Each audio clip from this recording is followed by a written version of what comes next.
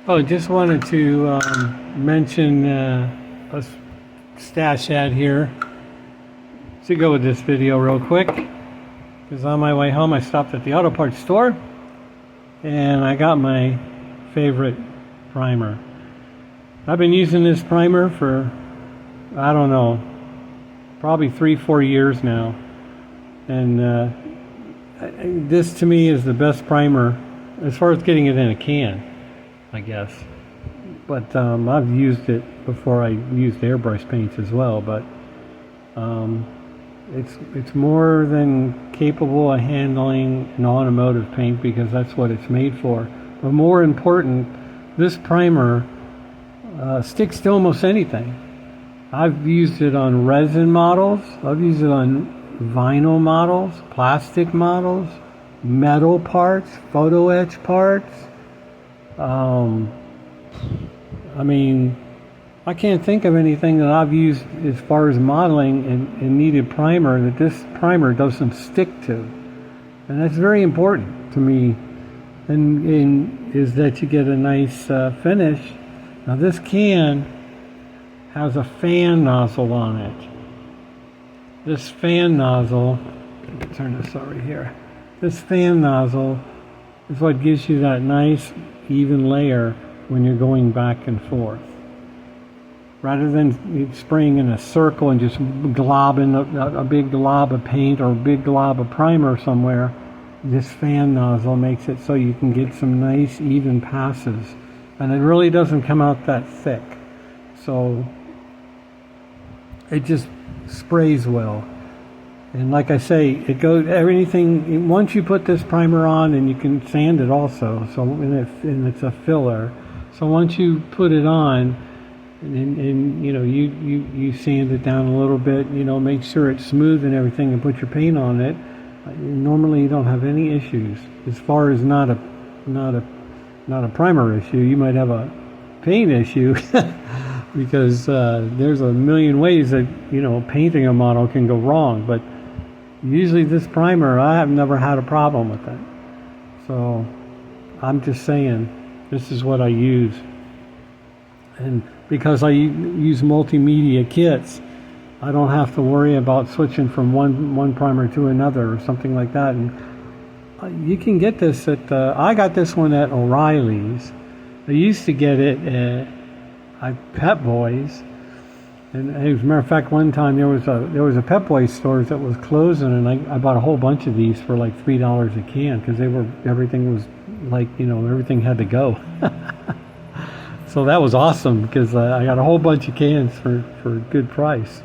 But now I just stop by the O'Reilly's on the way home. They carry it, and then that's where I get it. So I just wanted to mention that. And we'll just go on to the rest of the video, but that's what I use. So I thought we'd mark a start of another kit, and it's going to be this time a friend of mine gave me this. So I've actually built one of these kits before, and the Revell, I don't know if it was this Nova, but it was one of these Novas. I think there's more than one version. I don't remember which version it was, but I remember for the most part it was a pretty good kit. I think I had trouble with the rear bumper or something like that. I just don't remember what version of the Nova it was, but it still was a good kit, and I would build another, and now I have a chance to do that. So this kit comes with I think it comes with I think that's a big block. So that's a good thing. But I have a goal with this kit on why I'm going to build it.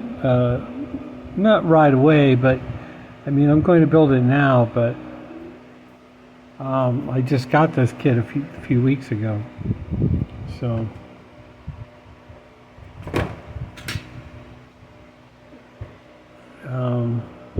Has a very nice body.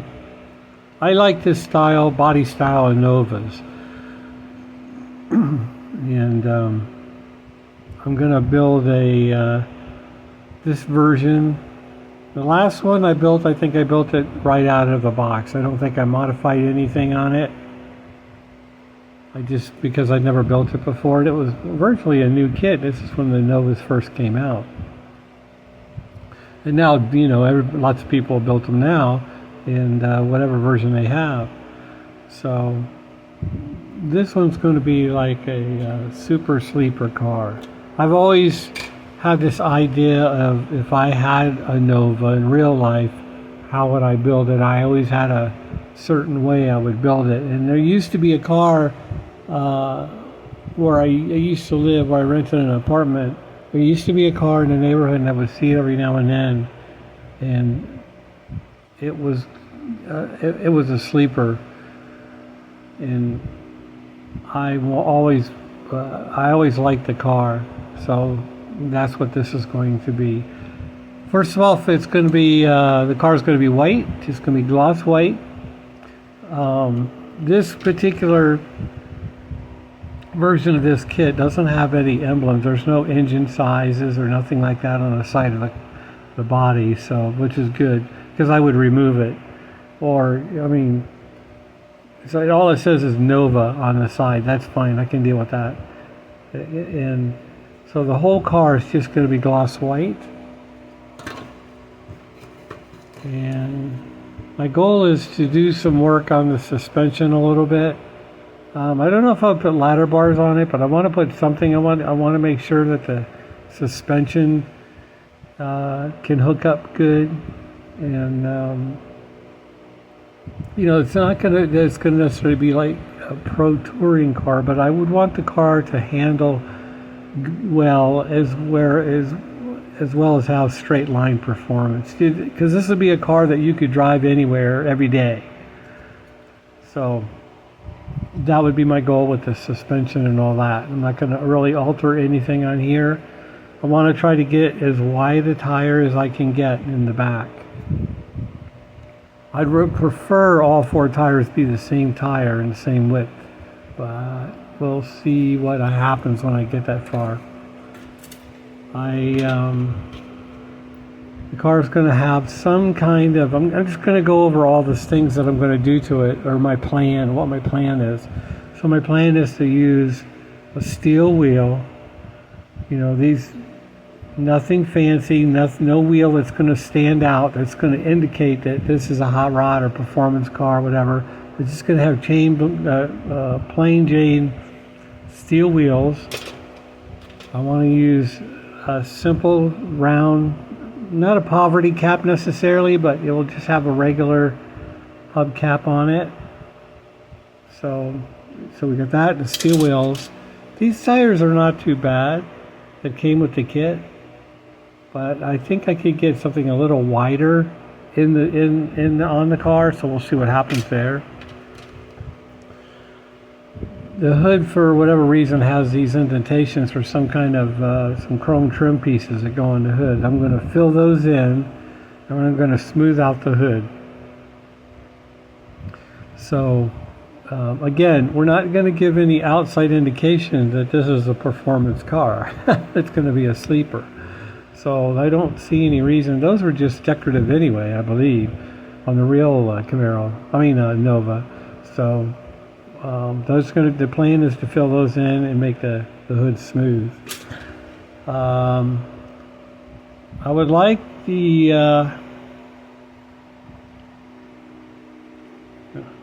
I'm going to try to do this so it would come in focus. I would like to use, this is a resin high-rise intake that I have. When I bought another engine, when I bought the engine for the truck, it came with some extra parts, and this was a high-rise that it came with. So I would like to use this if it fits on the motor and the hood still shuts. So I may do that. Otherwise, the motor's not really going to have any outside indications. It's just going to be a single 4-barrel. I would love to put a cross dual, 4 4-barrel or something like that on there, or even a very low tunnel ram or something if it would fit up. But the important thing is that the hood has to shut. No hood scoops, no hole in the hood, no nothing. But we'll see when I get there. So this is just the regular suspension. Got sway bars front and rear, so that's a good thing because I would definitely do that. This is the stock intake for the car. Still has a 4-barrel on it. That's the exhaust. Going to keep the dual exhaust. Going to keep most of the parts on there. It'll just look stock from the outside. I may keep the chrome valve covers. Those will be fine, and the chrome air cleaner are good. These are all parts that I will definitely keep and use. These will be the backing plates for the wheels, so I'll definitely need those. The interior is just going to be a plain Jane interior. I don't see any issue with that. Of course, there's the glass. I would prefer not to put bucket seats in the front. I would like to get a bench seat for the front of the car.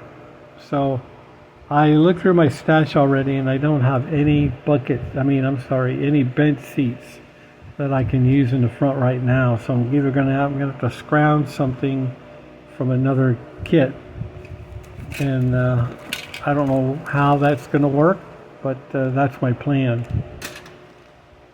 Because I want this to look like a grandma's car when you first see the car.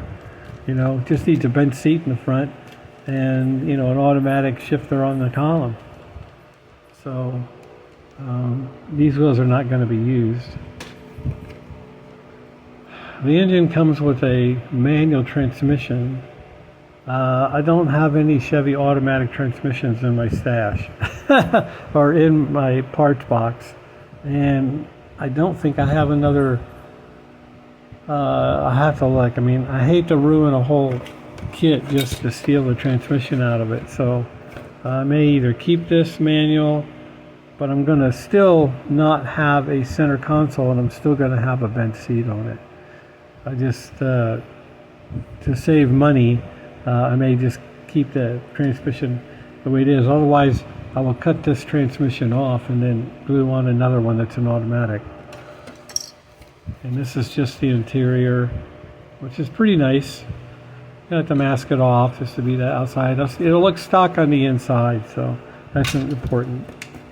And I think that's about it for the, here's the console part, but I won't be using that. And there's the oil pan. And here's some decals. So obviously I won't be using the stripes or anything. But some of the smaller decals I may use. That's fine. And that's the plan. So I'll be working on this project. I'll be finishing up the BMW Nazca. And then this will be getting my full attention. Like I say, once I figure out the wheel combination, as far as getting the wheels in there, that's a problem. And then the bench seat, getting that figured out, and then the intake. There's little things that I'm going to have to figure out along the way, and that's fine. That's what makes it a project. But after that, it's going to be like the perfect sleeper Nova. You're not even going to know this car is a runner.